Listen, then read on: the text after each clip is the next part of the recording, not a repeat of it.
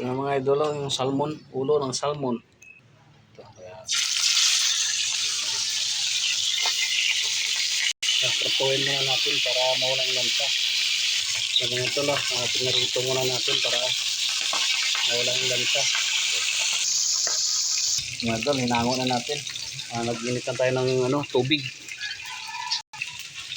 Tanglad. Ito, kamatis, sibuyas, luya. Sinabay-sabay ko na mga idol. Pakuluan natin to. Ito, lagay tayo ng asin. Bitchin.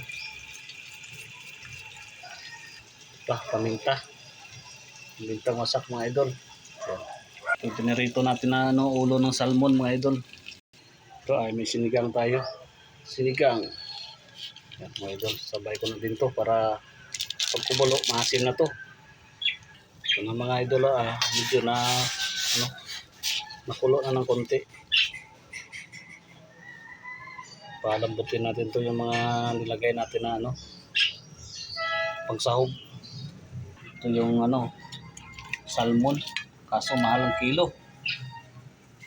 Yan mga idol, palagay na natin to yung piniritong isda, piniritong salmon. Ayan mga idol.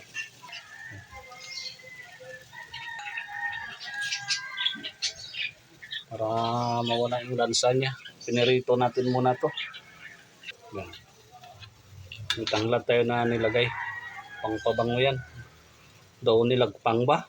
Ito yung sitaw natin sa okra. Nalagay na natin to para isang kuluan na lang. Ayan o.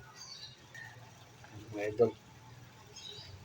Para pag lumambot yung mga gulay natin, lambot na rin yung mga kamatis na nilagay. Ito yung natin saluyot. Saluyot saka daon kamuti mga idol. Hugasan na natin to. Bilis na naman to kumulo kasi mainit ito sabaw kanina eh.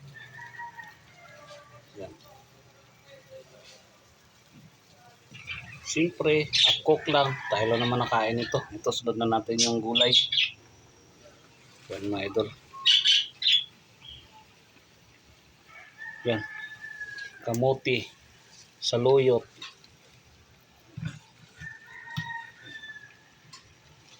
Isang na to. Isang bagsakan. Mas masarap kasi pag maraming gulay. Yan. Lalo na pag naglalaway na yung saluyot natin. Ito gabang na sa lunggo. Ito. Antayin na lang natin ito na lumambot konti. Ito na mga idolo. Luto na to. Yan. Siyempre, sa limang time, hindi mawawala yung man muna natin to.